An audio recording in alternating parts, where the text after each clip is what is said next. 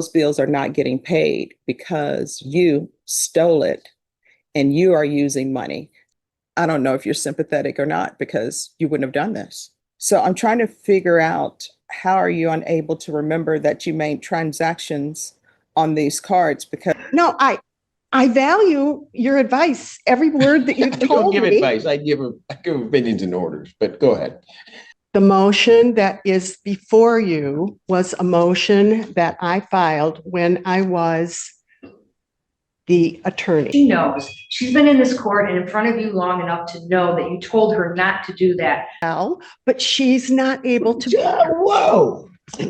Okay. Stay with me here. Stay with me here. Stay with me here. I don't care who the attorney is. Okay.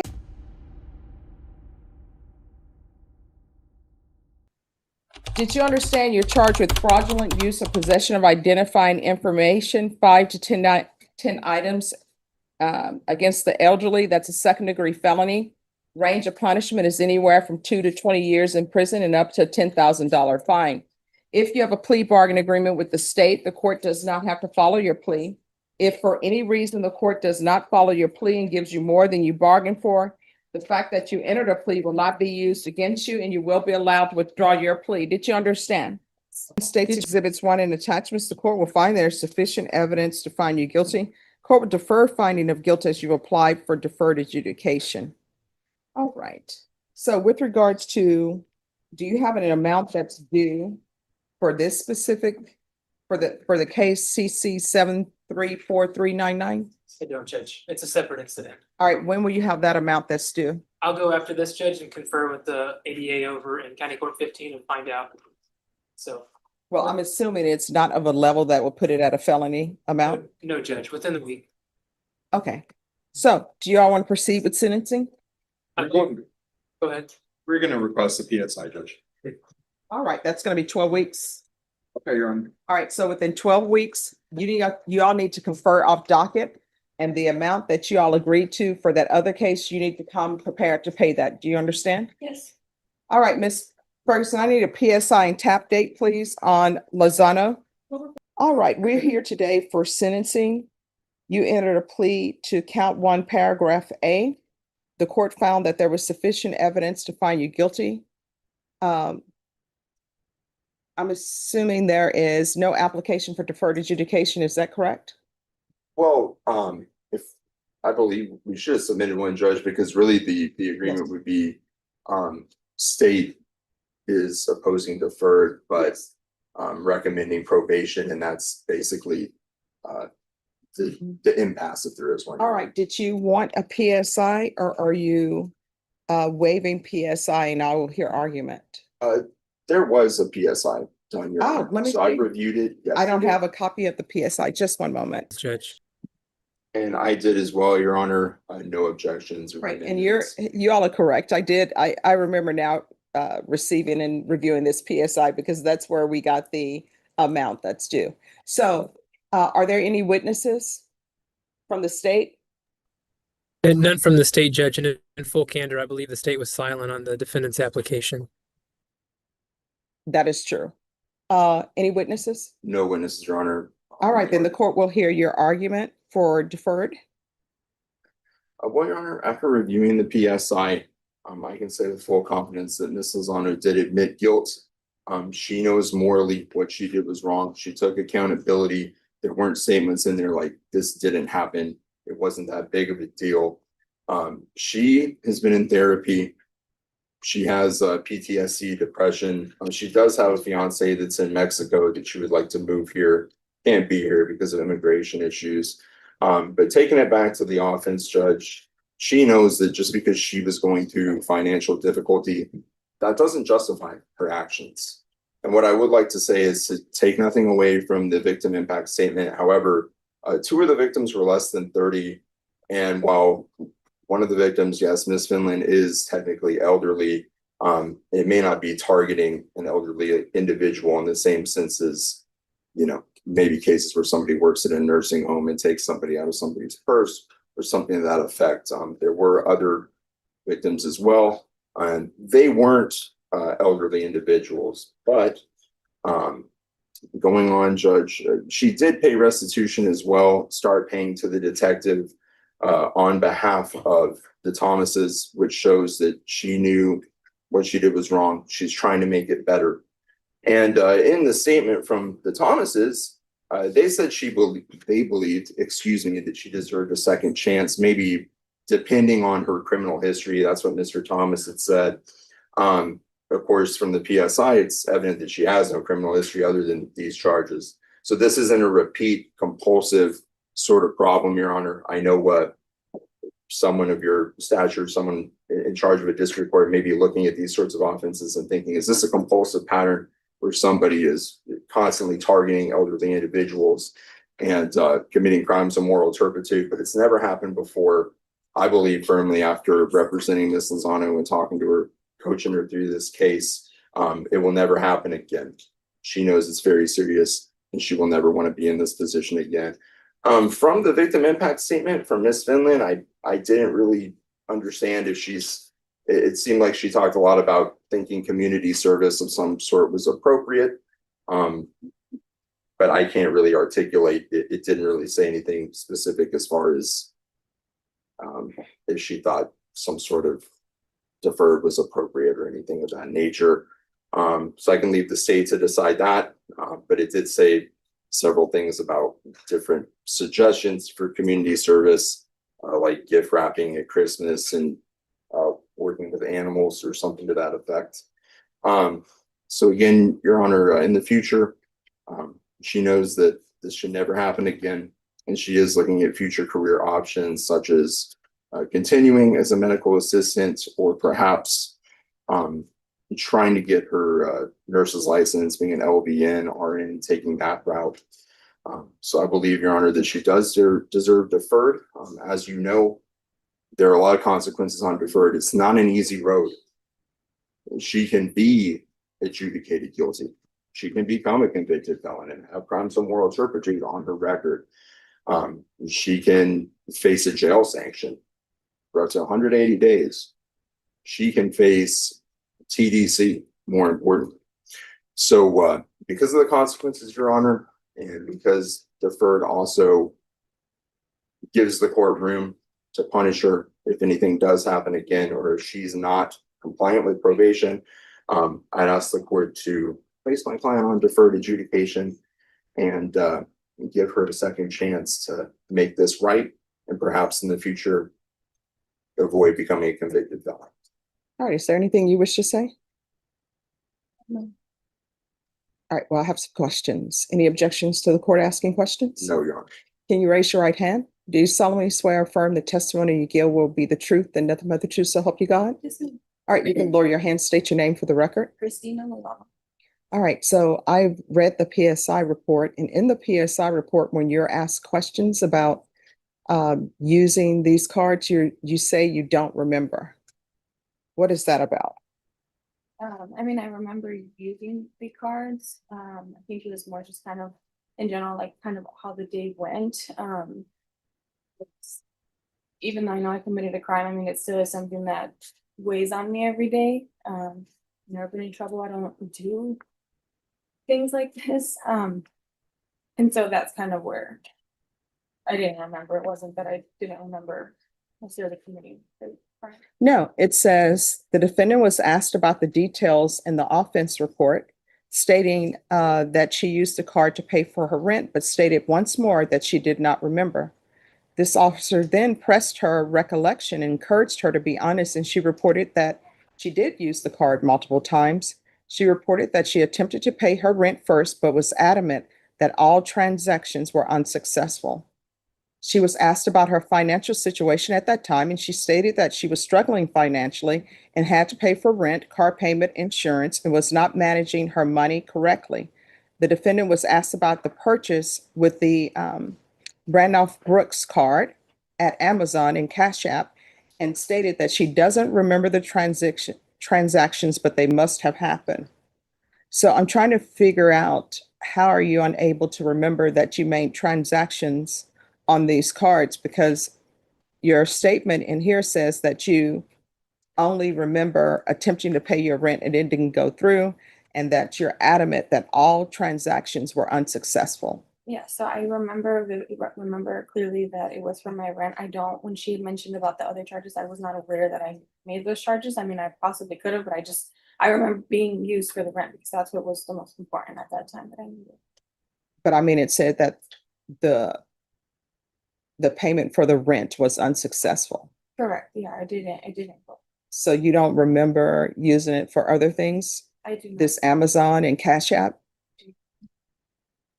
So why do you think it would be okay to take someone else's cards to pay for your rent? It's not correct. It was. But I mean, you did it, so why did you think that was the route to go?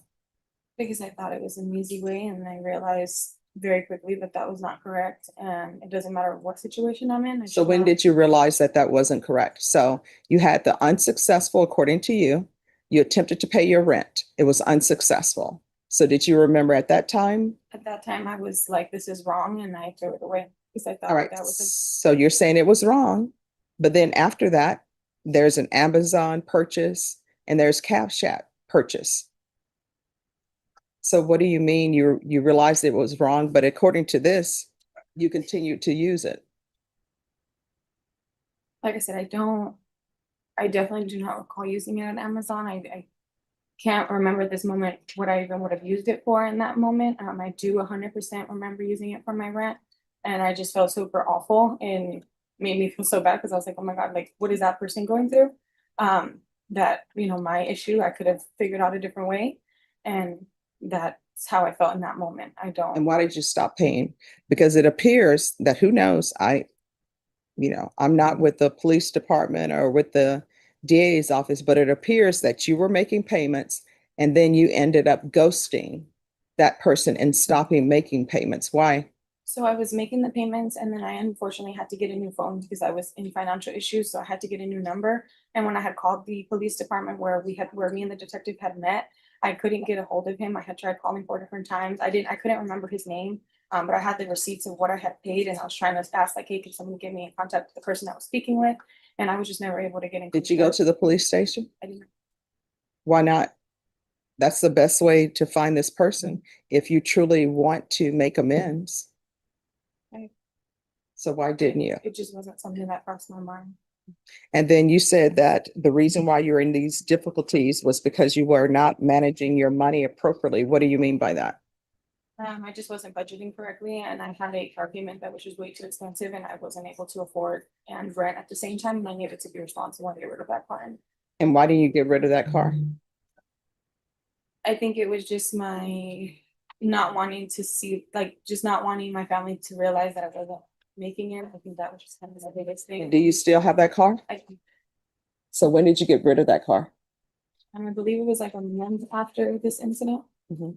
I gave it back to the bank that I had it with. So I'm trying to make a decision on whether or not to give you deferred. What I can tell you is people on probation in this court, I don't allow them to work with vulnerable people. So you're not going to be in the home healthcare field where you're dealing with patients. You're not allowed to work with minors. Do you understand that? Yes. So this is me trying to figure out whether or not to give you deferred. And this is my question for you.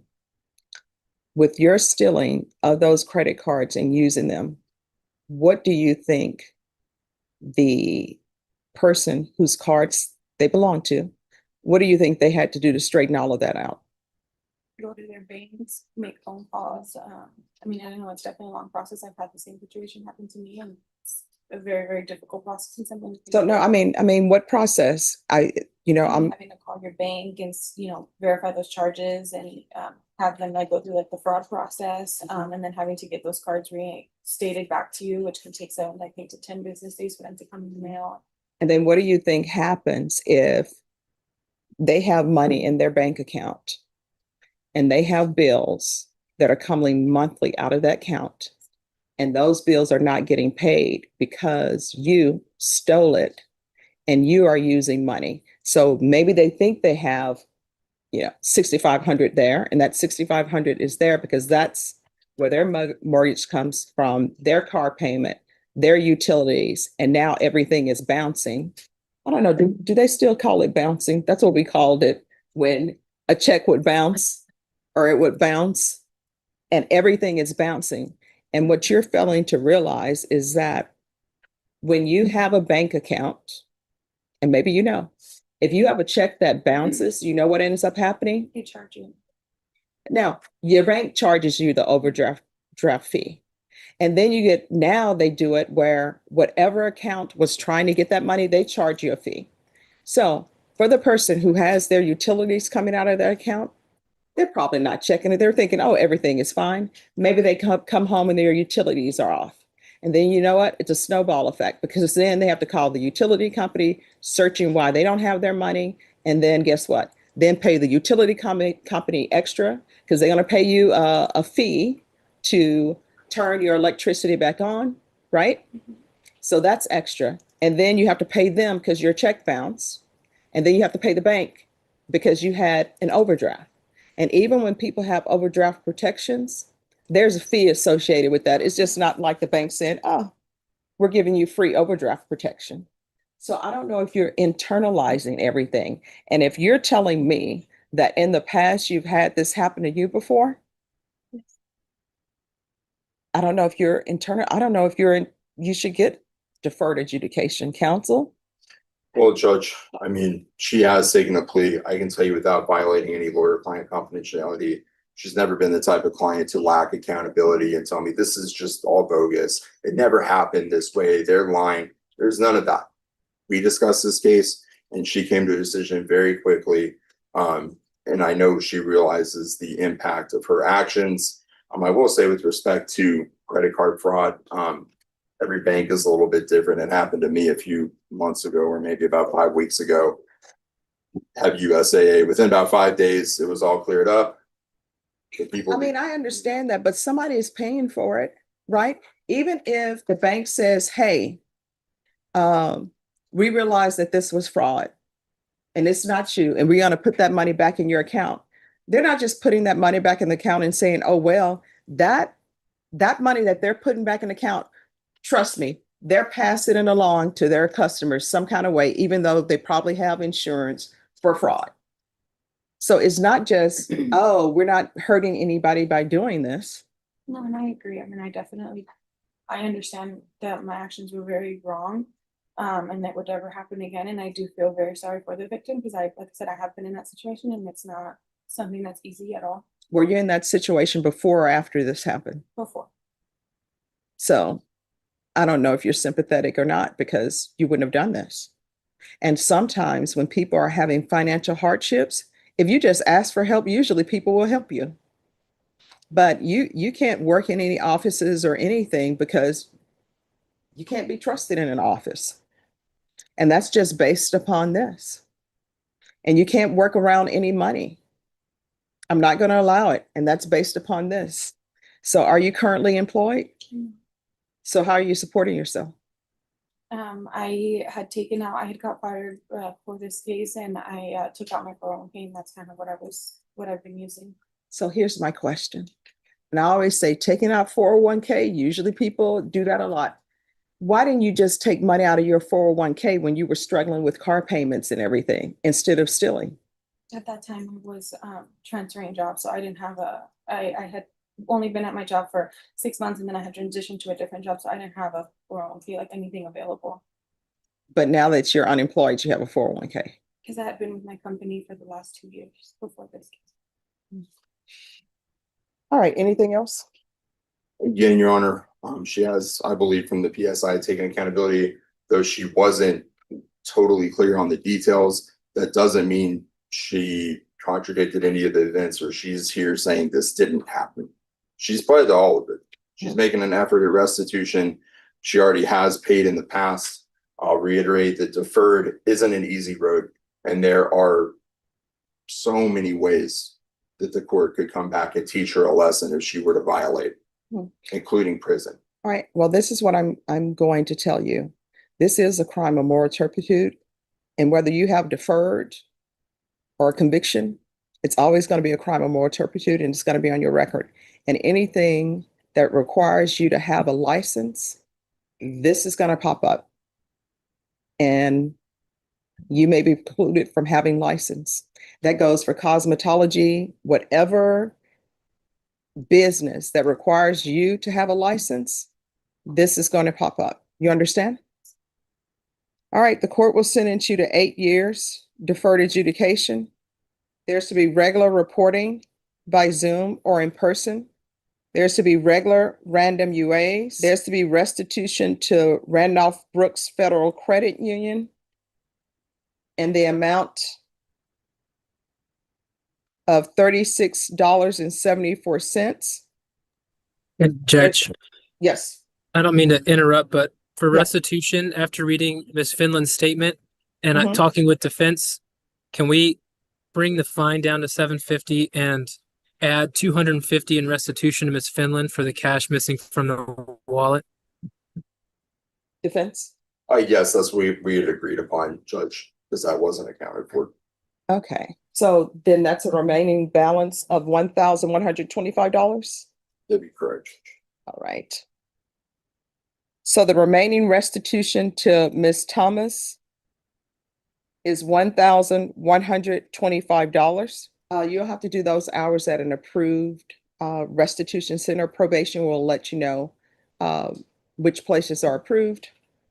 If there is something that you're interested in, let them know and we'll see if there's an approved place for that. Usually it's the San Antonio Food Bank, but if there's a shelter and you want to do it at the shelter, you can do it at the shelter. Is there anything else you need from the court to be successful?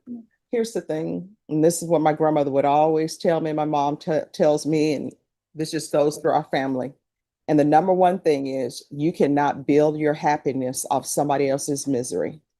So even if you think it's a shortcut for you, you need to ask yourself, am I making somebody else's life miserable? And if the answer is yes, don't do it. Now, you're on deferred adjudication. If you successfully complete it, you won't have a conviction on your record. However, this is always going to be on your record. And anytime you try to apply for a license, it's best that you be truthful with them up front because you know what's going to end up happening. If you say no, they're going to you may end up getting the job, but then when that background check comes through, they're going to see this and usually they will fire you. Do you understand? The other thing about deferred adjudication, if you don't successfully complete it, you're looking at potentially 20 years in the prison. You understand? Yes. And this court communication is key. If there's an issue, you need to let your probation officer know about it. If you feel that they're not addressing it, you can always come back to court, but do not ghost them. You understand? All right, good luck to you. Is there a impact statement or no? Just real quick, just for restitution clarification, my understanding is that Ms. Lozano paid $825 today, Yes. by today, for the Thomases, so she owes $875 to the Thomases. My understanding is she also paid Randolph Brooks, and so it would just be the $870 and then $250 to Miss Finland. No, I thought you all were adding $250 to the $875 because she paid $825. And you all told me that the balance was in the beginning was $1,700. And so then that left the $875. And I thought you all were adding $250 to $875. So we are adding $250, Judge, but not to the Thomases. That's to go to Miss Finland, who's the individual that wrote the letter.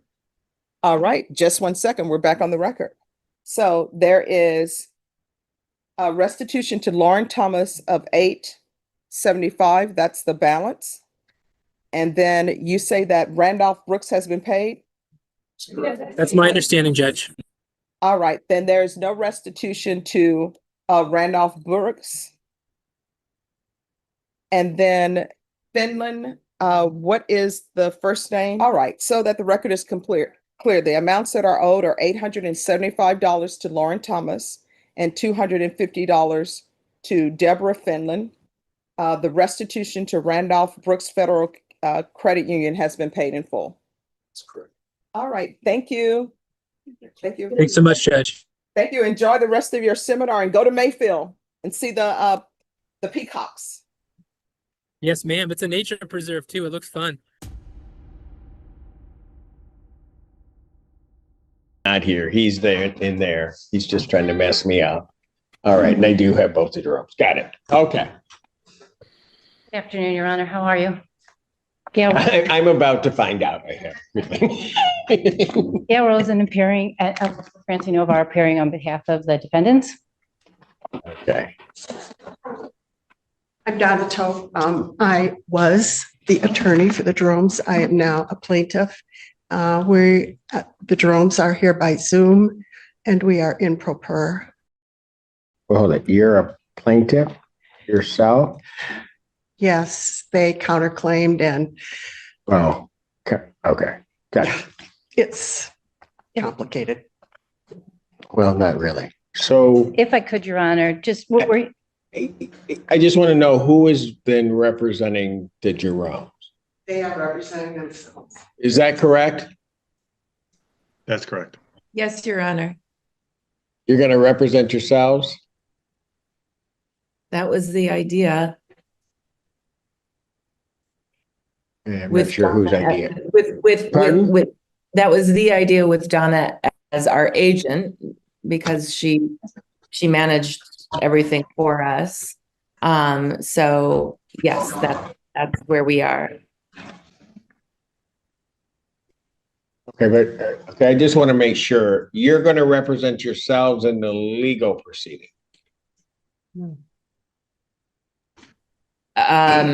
We're representing ourselves today. I don't know. I mean, what I'm hearing from you is that perhaps that's ill-advisable. But yes, today we are here just representing ourselves. Okay, no, I didn't mean to say either way, except that I just want to make sure I'm clear that from a legal standpoint, you guys are representing yourselves. That's correct. But you're doing it for today for sure, but it may change. Yeah, It's yes, up. sir. Yeah. Got it. I got it. Managed the entire lease from the beginning to the end and had all interaction on the lease and its terms and meeting the responsibilities of the landlord as their agent. I did that.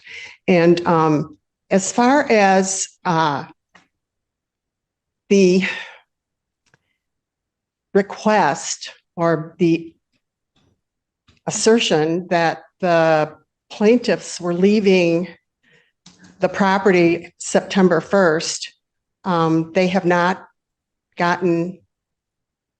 requested nor gotten written permission to terminate the lease. And they have not, See, this is where this gets weird. Okay? okay, Because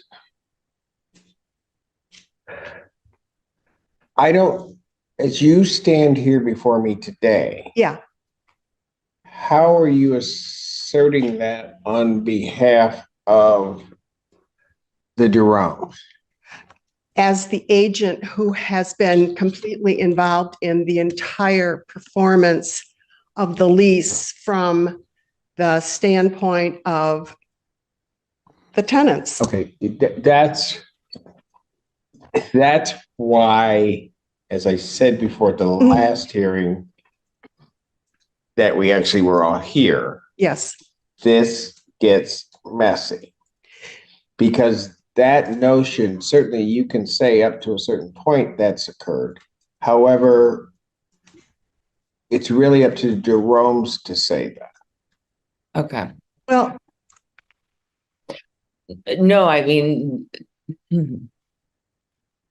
it is murky because, of course, as our agent, all these, from our perspective, all of these things are allegations we're not there on the ground to see. Yeah, okay. And that's, let me just stop you there because I think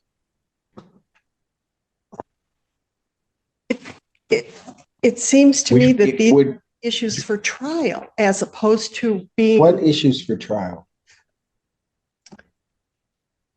Well, here's what the their issue for trial would be. complaint. These are Whether or not they were issues- constructively evicted, they're leaving. If you listen to what Ms. Wilson said, they're not seeking your acquiescence to leave. Their belief is that they've been constructively evicted from the premises. Your Honor, if I may, my intention was to notify the court and provide an update on what's happening today. They're leaving. The motion is therefore moot. And whether or not they've been constructively evicted will be determined by this court. We're not Absolutely. asking the Right. plaintiff's permission. They're leaving. That's why I consider that to be an issue that needs to be decided down the road, as opposed to how did the Jeromes feel about it? I think that they will assert themselves Okay. at that time. Council, this is where our problem is. You can't.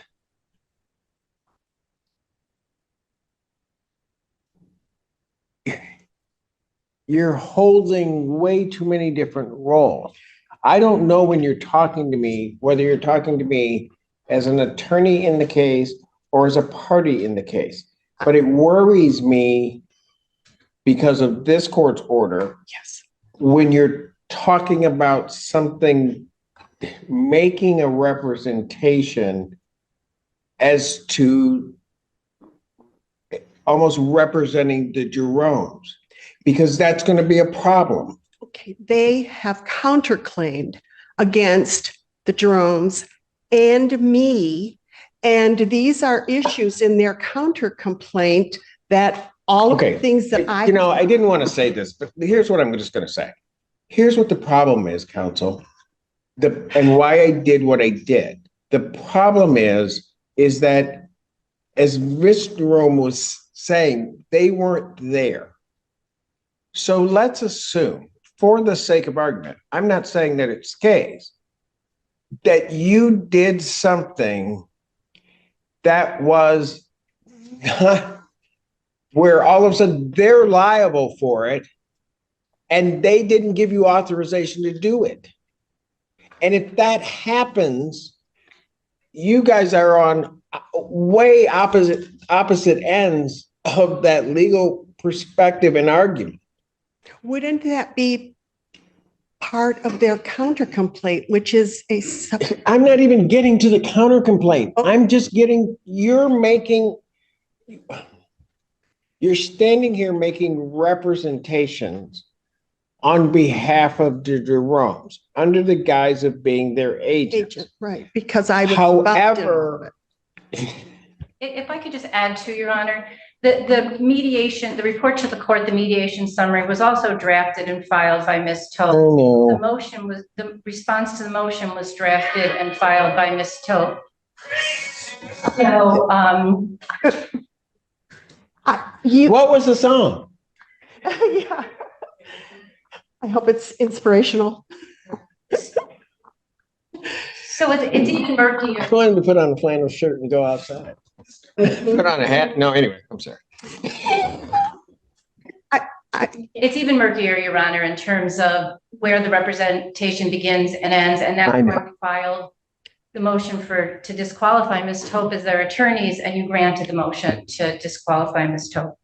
Your Honor, may I say on behalf of Mr. Eric Cassidy that we believe that Ms. Toth has completely violated your order. She continues to represent the Jeromes. By saying she's an agent does not mean that she's not doing legal work on behalf of the Jeromes. They admitted it themselves today. This needs to stop. She should be sanctioned, and we need to move forward with the trial in this matter. The motion that is before you was a motion that I filed when I was the attorney. I no longer the attorney, but in your order, you said that we could pursue that motion, and you set it for a hearing today because you did not want to jeopardize the Jerome's rights. That is the motion that I put into notice for this hearing. And these other things sort of fall behind that. So I sort of am, I have been put into that position, this position, by filing that motion. And so I'm responding as the person who filed that motion, that you allowed us to continue to present before the court on this date. Your Honor, that motion is moot. And It's not moot because they haven't left. And will be moot next week. And additionally, after the disqualification order was signed, Ms. Tope filed an amendment to that, No, I know. to that motion. And then a response to our motion to strike. So it continues, and there's quite a lack of clarity as to what Ms. Tope's role is in this matter.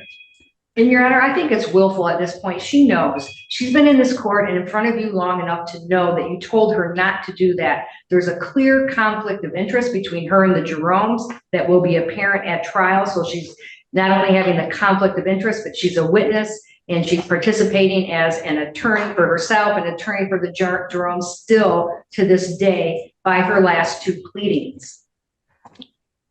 the response to the letter was because I, as their agent, set up that dispute resolution settlement meeting. And so I feel I set it up with the University of Michigan because it's a term in the lease.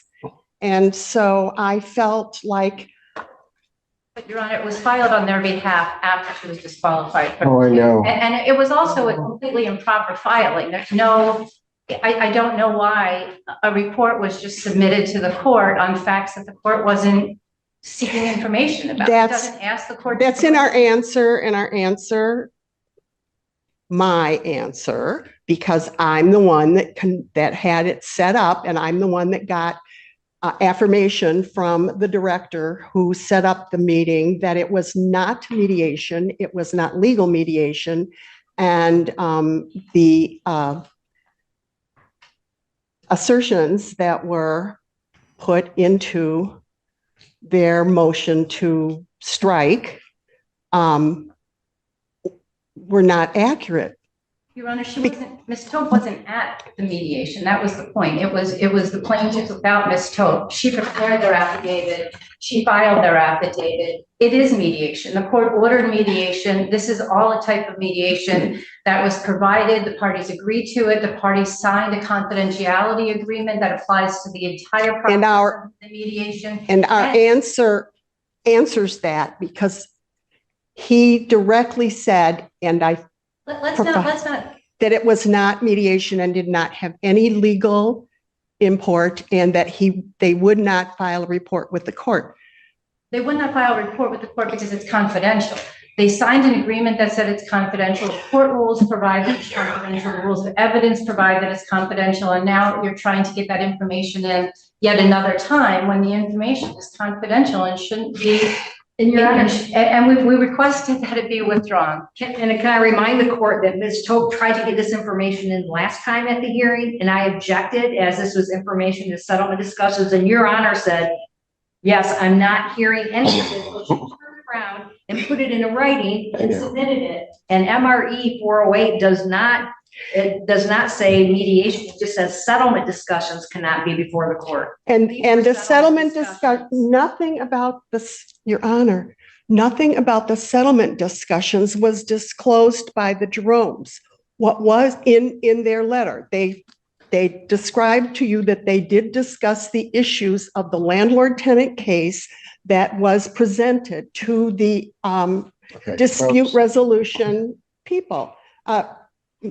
Assistant. And it was Mr. Cassidy who went off the rails and talked about things that had nothing to do. No, they drafted that letter. So It's their words in that letter. So if I can renew my. Can I just hold on a second? Certainly. Ms. Tope, Yes. I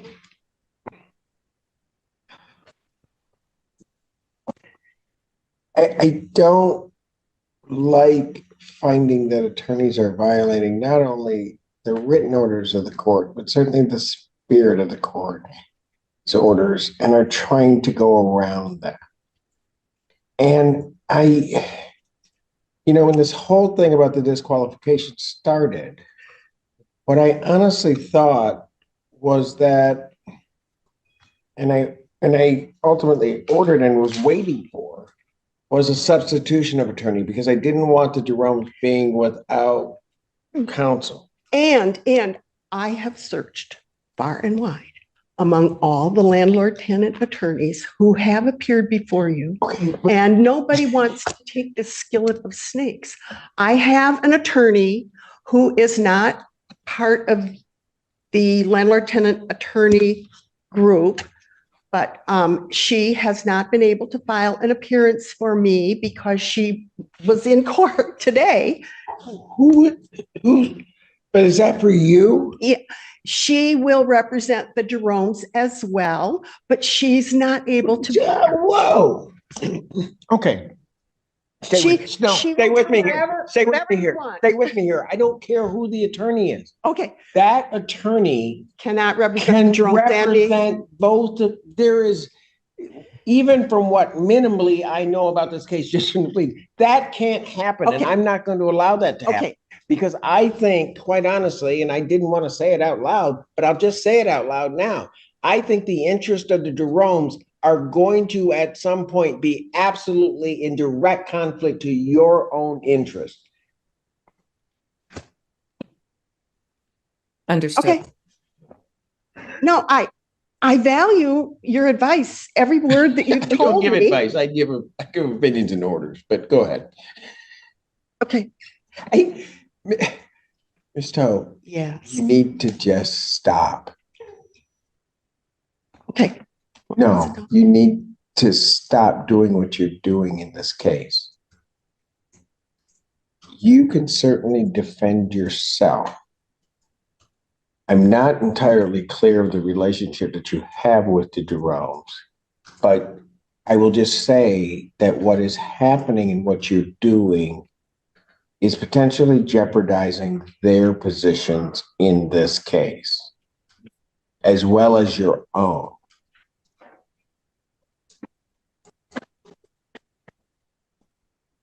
I hear what you're saying. I intellectually do not understand because, Just basic, handled the basic, whole- just basic. okay, If you did something yes, that they did not implicitly or explicitly give you permission to do, right, that then would, because you're acting as their agent and it causes liability to the Cassidys. You with me so far? so far, They come after you because they didn't give you authority to act. they meaning, The Jerome. oh, because they're going to go after. Because now all of a Jerome sudden because they're of something like, I did in Pardon? performing the lease? Because they are going after me for something I did in executing the terms of the lease that I signed. but they're going after not only you, they're going after the Jeromes. And the Jeromes may have said, oh, she was supposed to do that, Yeah, right? And that the Jeromes, I'm going to presume, are going to say, we don't want liability for that. She didn't have authority to do that. right. And So it's on me. yes, let's presume it comes out that way. Yeah. The problem is when you're representing them, that will never happen. As the agent No. who no. signed the As lease. as you're representing them and making the statement as though you are one in Okay. this court, that will never happen. The fact that that can't happen or won't happen is where there is jeopardy and prejudice to the Jeromes in terms of what their position might ultimately be. Okay. The attorney that I have retained, if she represents the Jeromes She and won't. I represent myself. So weird.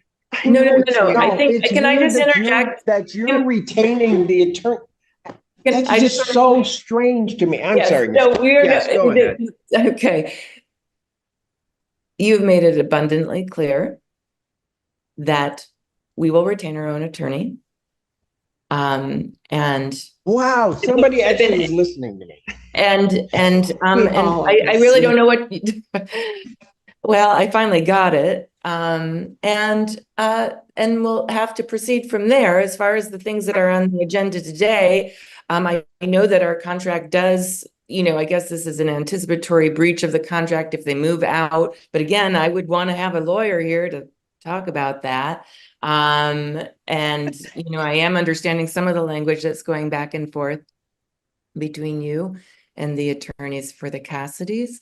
But we're going to have to prepare ourselves to distance ourselves from Ms. Topin. So I'm comfortable with that. And I'm sorry it's taken us so long to get there. Alec, do you have anything to add to that? No. Okay. He's a good husband. Yes. No, he's a brother. He's What'd a you say? brother. Your brother? My Yeah, brother. okay, then he's very good. Yeah. Like, Yeah. He's a good brother. sister asked, do you have anything to add after I talked? No. All right. He is. They are. They're great people. Okay. Okay, so speaking to the Jeromes, how long will it take you to get attorneys? Because it's going to be very difficult for me to move forward unless I'm sure you've got attorneys that are. They will have an attorney within. Why are you answering for them? Yeah, no, I got Because this we've one. I got this. Your Honor, we have talked about this. We have talked What about did I just say to you? in the past. Oh my gosh. Look. Yeah, no, I just to interject again. Alec, it's the 23rd of August. I would say after I have 11-year-old, she's beginning school. Could we put it into the beginning of September? I would think that we should be able to find some. Okay, let me ask you this. Could you guys have an attorney in, say, 2 to 3 weeks? Yes. She just 3 said. weeks, please. Yes. 3 weeks? Is that going to be tight for you? I don't want it to be tight for you. I'm just. Alec, what did you say? I said 3 weeks. I would like the latter of that range if possible. Okay, so at least 3 weeks to get you. Okay, very good. See, I knew he'd say something eventually. So, okay, all right. So, all right. So I do think, Your Honor, our motion to strike is pretty straightforward. Yes, it is. Okay, so, and this is what I don't understand. Why do I have a report to me at all? Because in typical actual legal mediation, the mediator gives a report. And because it was my understanding from talking with the Jeromes after the session that I had arranged for them, things went much further than the subject of the meeting was supposed to be. And it was I think that discussed with, go ahead. Yeah, I just wanted to say that, when we talked and reported Donna was still our attorney, Alec and I in our ignorance didn't know that, I guess we should have thought about it, but since it wasn't an official mediation, according to the agency who conducted it, there was an email that said that. We didn't think there would be a violation, and didn't know that it, again. We didn't discuss terms of the tenant lease. Okay. What we discussed with Donna was issues that were beyond the discussion matter of the tenant lease agreement that we thought we were meeting with regards to the mediation activity. Got it. Your Honor, it all occurred during the mediation process, the confidential process. The report was filed after Ms. Tope was. No, I get, certainly get that part. Moreover, Judge, I've done hundreds of mediations or many more than that. And yes, reports do go to the court, but the substance of the discussions never go to the court, just that what happened as far as if they came to a resolution or not. But even to the extent that they're relevant, that report comes from the mediator. I don't get this. That's why when I saw it, and I was reluctant to even read it and just skimmed over it because I didn't ask for it. I mean, if it went to mediation, so the first thing that I did is I went to the leasing contract basically, or wherever it was, to determine if for whatever reason, as part of that provision, I was supposed to get it because I couldn't figure out why I was getting this. And that's not in there. And so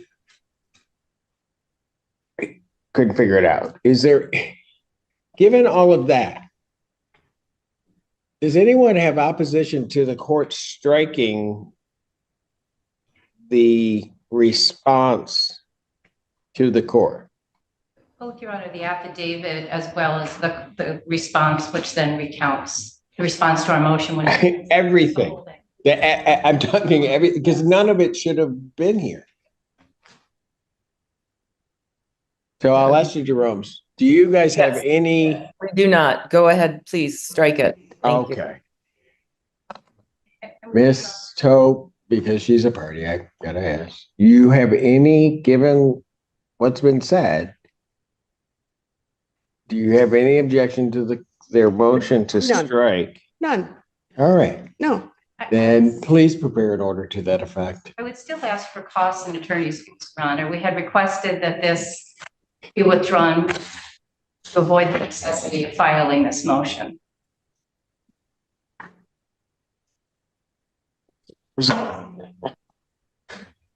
Ms. Tope, Can you- why didn't you withdraw it? Sorry? Why didn't, let me ask this, Ms. Rosen, who did you make your response to withdraw to? My email to request that they withdraw? My response to my withdrawal of the letter, I sent it to all parties. okay, So you sent it to the Jeromes also? I sent it to the Jeromes and I sent it to Ms. Tope by email. I don't have a physical address for the Jeromes. Gotcha. Okay, that's fine. Yeah. Okay, so why didn't? Okay, see, this is where it's gonna get hard. okay, I already know the answer to it. okay. Before you say to the Jeromes, is there a reason why you didn't withdraw the report to the court?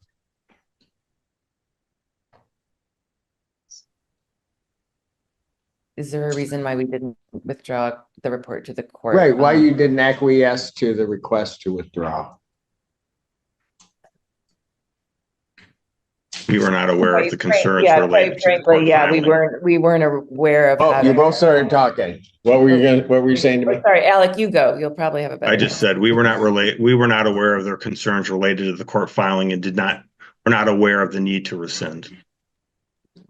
Well, and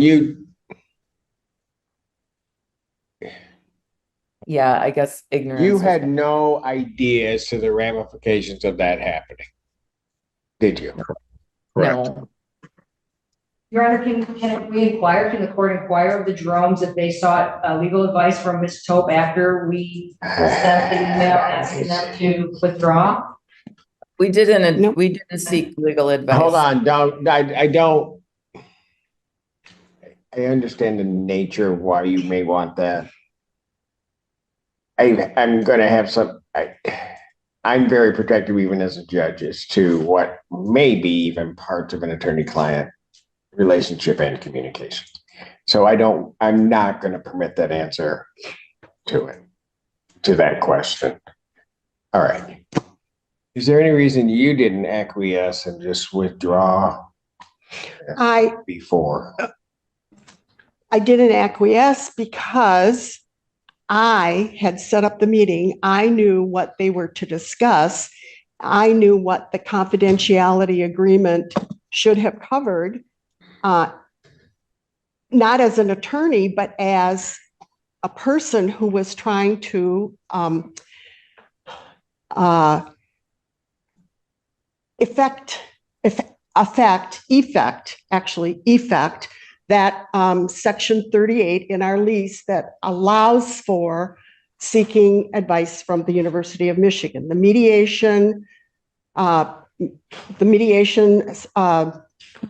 service allowed to students no longer exists, and they do not provide that service anymore. And I was referred to the dispute resolution where the parties talk about the issues under dispute, which are the lease terms. And so when there was discussion that there was no discussion with me about what was talked about or agreed to or anything about the lease. I no But longer know what you're talking about. I asked a very simple question. I know.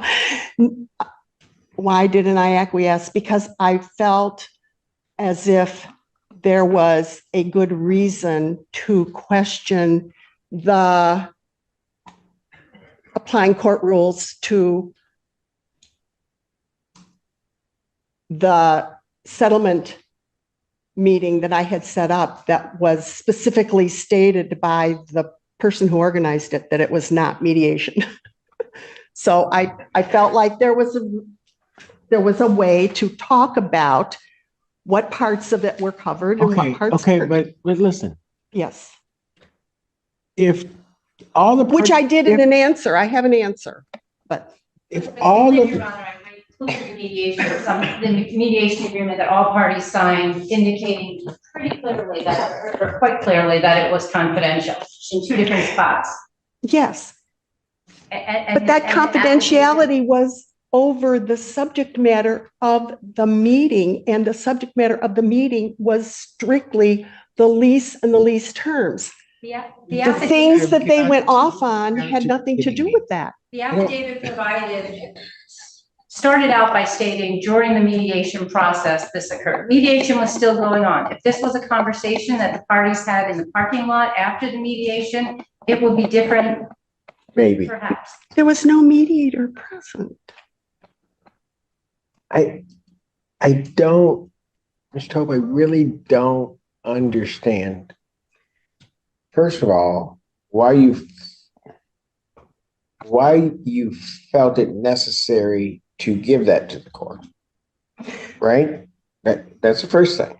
Okay, But then once you made that decision to do it, and then counsel points out to you why it shouldn't have been done, is asking you just to voluntarily withdraw it, and you don't after looking at everything.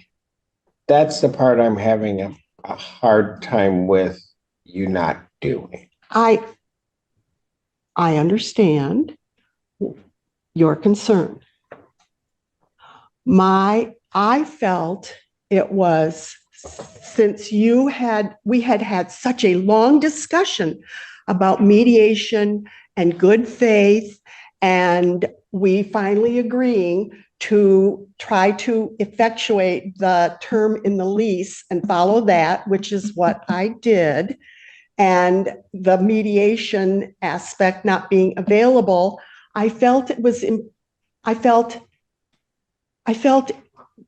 it was my responsibility to give you back what had happened during this discussion that you had made very clear that you would like to have us do. And so I did. Why do you think I would need to know? What? Why do you think I would need to know? I don't know, because you told us to do it. Your Honor, clearly she's just trying to prejudice the No. defendant counter plaintiffs by providing false information to the court. No. She knew she wasn't supposed to. No, provide it. no, strike it. At the last hearing. It's not going to make any difference. The judge will not make any decisions based on that report. It was just saying what happened. That's all. And I have no problem striking it. It's causing such problems. Request for costs and attorney's fees, and we'll let the court decide how to proceed. I've listened to you, and the reason I was asking the question is, Ms. Tope, tell me why I shouldn't sanction you. Because one of the things that comes out in this back and forth is that I am being attributed by the other party because I am a plaintiff in the counter complaint as having ulterior motives. And honestly, I don't.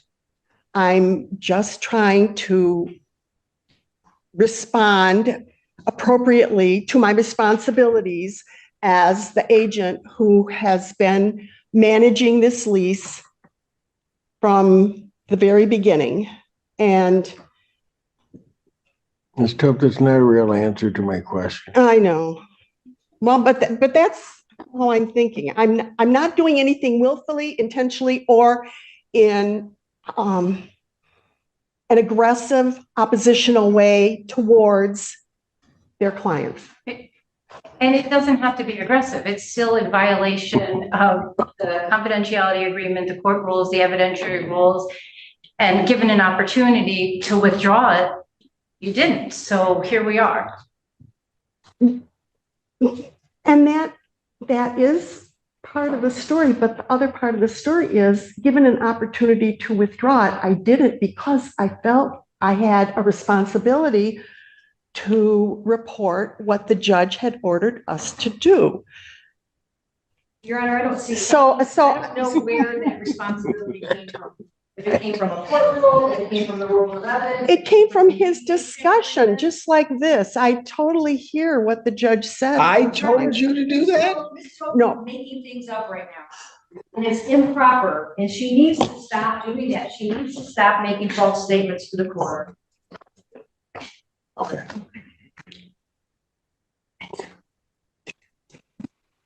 Anything else you want to say, Ms. Tope? No, except I am not making false statements to the court, and I am trying to express my motivations. And you asked me why I didn't, and I tried to express why I didn't. You know, Ms. Tope, it's in your hands. so here's what we're going to do. Place in the order that I'll take sanctions and costs under advisement. Thank you. And I'll decide whether I'm going to order them. Because here's my reason. I typically don't, I realize there could be violations. I typically don't sanction attorneys if they've didn't sort of have ill will in doing what they did. And I understand one may look at that differently, right? But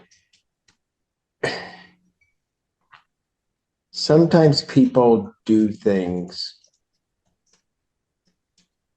just out of sheer ignorance. If you don't sanction ignorance, I will plead it. I don't think you have to plead it. I think we pretty much have. Thank you. We'll go from there. Your Honor, I would ask just one last thing really quick. See, I told you the minute Rosie started. So I'm like, why can't you talk? No, go ahead. Is no longer about possession. Possession will be returned. And it's going to be just about compensation damages.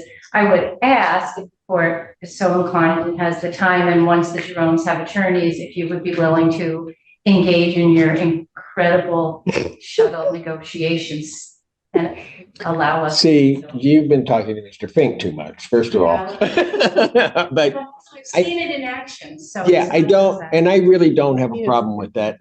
And ultimately, if we could get the case to that point, I'm not going to have a problem with that once we get to the final settlement part and do that. But I've got to make sure that the Jeromes have attorneys in place and that their interests are protected, and we could do that. So, yes. And I just let you know what I'm thinking. Excuse me for the pause, and that is, I don't think you should be taking up Judge Connor's time with something that is a result of a landlord-tenant case that I have. if it's regarding the serving of a notice, outside of the landlord tenant, why would you and the Cassidys even be in contact with each other? I wasn't in contact with them. I was outside. So, Your Honor, your entire relationship with the Cassidys is a result, it comes from this landlord tenant relationship. Right? That was a question. yeah, no, yeah, absolutely. I mean, the Okay, only so- reason I was there was in my agency capacity enforcing the lease. Exactly. So why do I have a separate court hearing and action that came from that?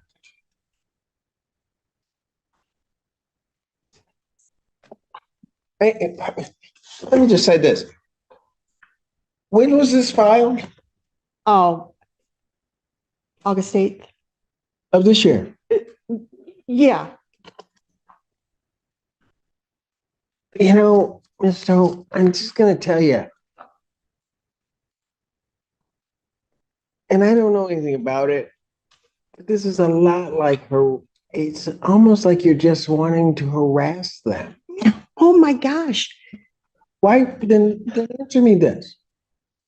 Why would I do it? Because Why wouldn't you file it if you felt that there was an assault and battery? Why wouldn't you file it in this case? I didn't consider it a landlord-tenant case. Civil actions up to 25,000 Mhm. are the jurisdiction of this district court. Yeah, I asked for over 25,000, Ask for what? over 25,000. Of course, everybody does. So then why wouldn't we have just done it? And then we might have been back in that whole discussion about, does it get removed? Does it do whatever? I mean, I think I can't help but think while all of this is going on, and quite frankly, you're not getting your way on a lot of things because some of it I don't right. understand. No, you don't. Listen. Yep. I'm listening. That what you did is you took that case and almost as an abusive process, filed an action in circuit court to harass the Cassidy. That's what it looks like. So here's what I'm gonna do, because I don't think they should be trying to answer. I will Two withdraw it. No, you do what you want to do, because I'm just gonna call Judge Connors in the circuit court and I'm taking, with his permission, I'm gonna take it. Because there's no reason he should be handling it. All the issues, God help me, but all the issues are here. It was an assault against me personally. It has created a hostile work environment. I am afraid to do my This is job. worse than like being civil. Either we're talking about you personally, we're talking about you as an agent, or we're talking about you as an attorney. You got to make up your mind. And to be clear, Your Honor, all of these issues are what led to the tenant's commitment to vacate. I realize that if they can tell us where to leave the keys, I will Mr. Cassidy's on the call. I'll know where to leave the keys. Mr. and Mrs. Jerome, where should they leave the keys? It's brothers and sisters. Mr. Okay. Ideas? I don't know. said- I'd have to think about that. Yeah, I don't know. This is such I'm so disoriented by this whole thing. So I have to Can they leave the keys get in back to property? you. Is there a lock? I thought there was a lockbox on the back door that we could place them in. Is there? Yes. Okay. Perfect. That works. It's easier, they can be brought to my office. I did want to make just a clarification for the record. She filed her complaint on July 18th. July 12th, this court heard argument to disqualify and order disqualification. And then 6 days later, she filed it. I withdrew. I knew you would. I withdrew within 7 days. You withdrew what? I withdrew as attorney on this case. You really didn't. But that's okay. You were disqualified. And for very good reason. And I did it. And everybody can be mad, but I did it. So here's what we're gonna do. Where do is there a lockbox back there? Yes, there is on the back door. Mr. Cassidy, do you know if there's? Hello, excuse me, Your Honor. There is a lockbox. It actually has keys and it's on the door. I don't know the code for it. We can simply leave the keys in the kitchen, and they have the lockbox keys that they can enter the house. Or we can. Do you have a problem with that, Mr. If No, they- no, that Mr. sounds great. Okay, just leave them in the kitchen. Okay. All right. Just take a picture that you left them, so I don't have to deal with whether or not the keys are there. What? Yes. Do we have a date to return? Yeah, I really don't want to get one, but I will. She said with a smile. Do we have a date to return? All right, let's do it this way. They needed at least 3 weeks out. He was looking at, why don't we get 4? Why don't we make it September 20th? Will that work for you? Fine, Your Honor. Yes, Your Honor, I've scheduled a mediation in the afternoon on that day. And this would go in the afternoon. So what about the 27th? I believe I'm available as well. Would you be available the 27th? Of September? Yes. Yes. All right. And I won't say Mr. and Mrs. Will the Jeromes be available on the Yes. 27th? We will make ourselves available. Okay, that gives you a little bit more time than the 3 weeks, but Great. Clock again, Your Honor? well, I don't know. I set it at 9 and then my staff will send you notifications of the time. All right?